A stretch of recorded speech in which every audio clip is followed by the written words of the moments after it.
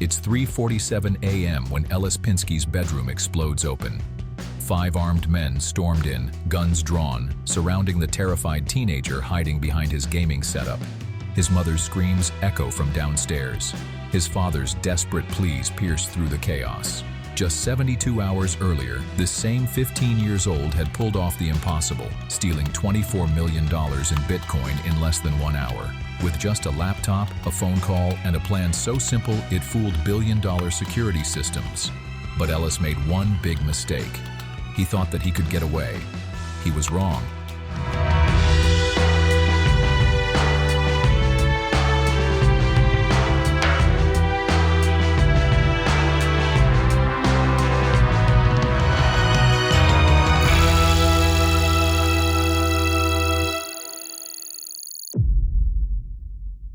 3 months before that nightmare, Ellis Pinsky was non-existent at Irvington High School. Straight-A student who had lunch on his own, always sitting bent over his computer when students were chatting about parties on the weekend. However, what they did not know is that their quiet classmate had already earned more money than the salaries of their parents combined. Ellis was not playing video games at the age of 15. He was trading cryptocurrency like Wall Street. Ellis had found something that would alter everything. The cryptocurrency industry, with a value of hundreds of billions of dollars, had a weak point so visible that it went unnoticed by almost anyone. The key to it was your phone number. As billion-dollar companies constructed their own digital fortresses using military-grade encryption, they were all using the same weak point. Phone companies were not considering crypto security. They were considering customer service, and customer service might be weaponized.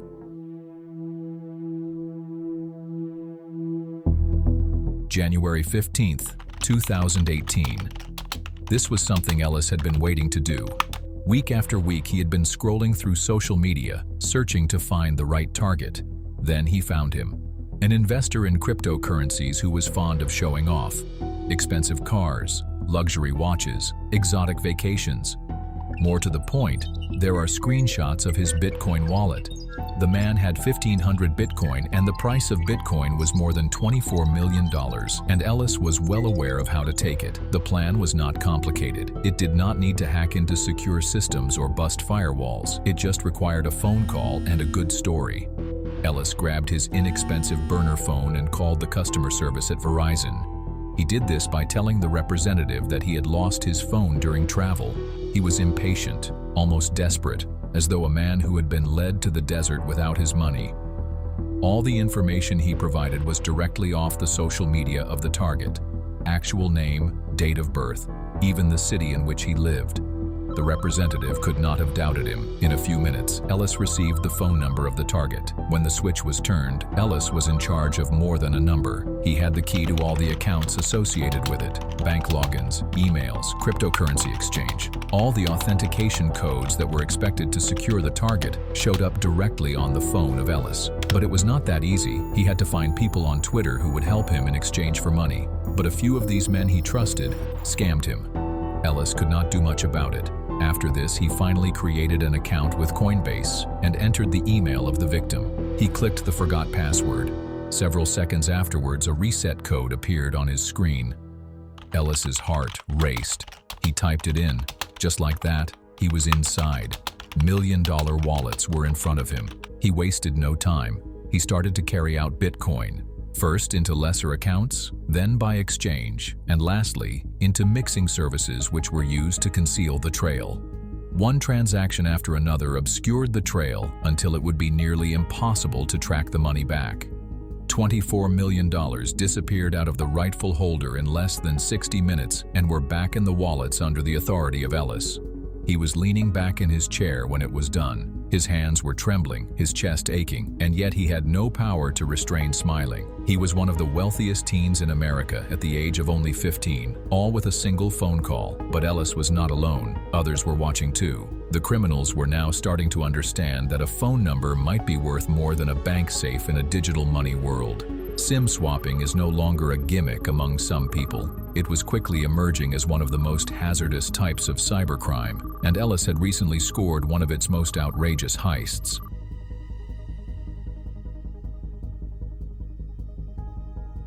Within hours of the stealing, the word started circulating in personal forums and on coded chat rooms. A $24 million cryptocurrency heist was news that could not be overlooked. Traders, hackers, scammers, and others alike guessed the identity of whoever could have pulled off such a daring attack. The technique was not new to many, and SIM swapping had been increasing to one of the most lucrative cybercrimes. But it was the scale that shocked people. Never had so much been stolen in so little time. It was not a reaction of admiration. Money in the stolen cryptocurrency world does not fade away easily. Bitcoin may be constructed so that it can move anonymously, yet even with mixing services, it has patterns. It took only a few days before people started asserting that they had found the origin of the attack. There were hints in screenshots and personal communications of links between the stolen money and a teenager in New York. The whispers grew louder. This was not a seasoned criminal, but a high school student. The federal investigators were already on the move in the meantime. The FBI opened up an in-house case, which was named Operation Chain Reaction. Agents started tracing the stolen cryptocurrency in the blockchain, developing elaborate flowcharts of its movement. Records with the phone company, account resets, IP addresses, and so on all assisted in narrowing the field. And after a time, one name kept on appearing: Ellis Pinsky. On paper, he was an unlikely suspect. He was an honor roll student, involved in school activities, one who was characterized by his classmates as being quiet and smart. He was not the type of cybercriminals that the investigators were used to, but the facts told another story. He had access to stolen accounts and the timing was too good to be overlooked. The urgency was clear. The more time Ellis was out of prison, the more dangerous it was. The stolen money could not only disappear altogether, but other people who had a score to settle might get him before. To the FBI, it was now a race to establish contact before the situation got out of control.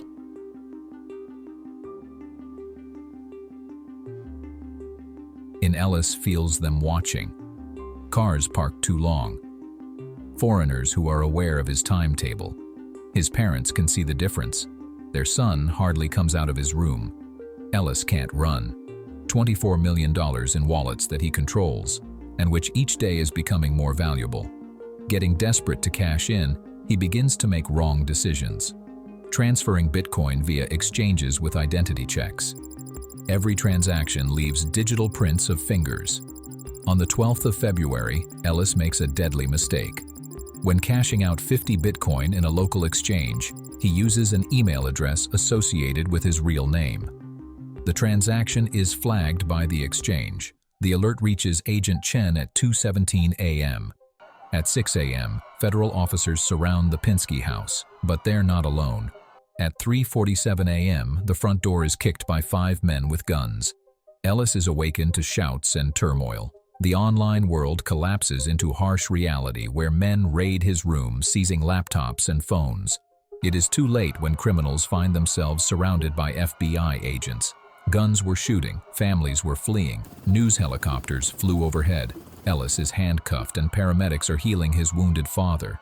The Bitcoin is stored in wallets that only he has access to. It becomes a sensation of the trial.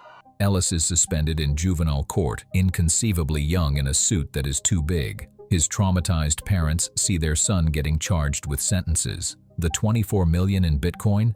Most was never recovered. Only $2 million changed into cash prior to arrest. The rest, $22 million, is in the digital limbo, a fortune that there is but can never be touched. Ellis is sentenced to 2 years of juvenile detention, 5 years of probation. His online life is practically terminated. The case changes everything. Telecommunication firms enhance security. Transactions use new processes. The FBI develops special crime digital units, but they all fail to deal with the core issue Ellis revealed in a digital environment. The weakest link is not technology. It's human nature. Ellis Pinsky now works for a cybersecurity company where he assists companies in guarding against the same attacks he used to master. The irony is not lost on anybody. The teenager who has stolen $24 million is now being paid to ensure that others do not do the same. His story, however, brings up questions that continue to plague the digital era. How can a teenager, who is only 15, outwit billion-dollar security systems using only a phone call? What do we do to secure the money that exists as digits on the screen? And in a world where a teenage bedroom is being turned into a ground zero of international crime, Who exactly is safe? The $22 million that Ellis could not get. It remains out there, stored in digital wallets and increasing in value with each Bitcoin bull run. A fortune lies somewhere in the blockchain and the keys might not be utilized. The ideal crime does not always involve escaping with the money. It is sometimes about knowing that certain prices are too high to pay.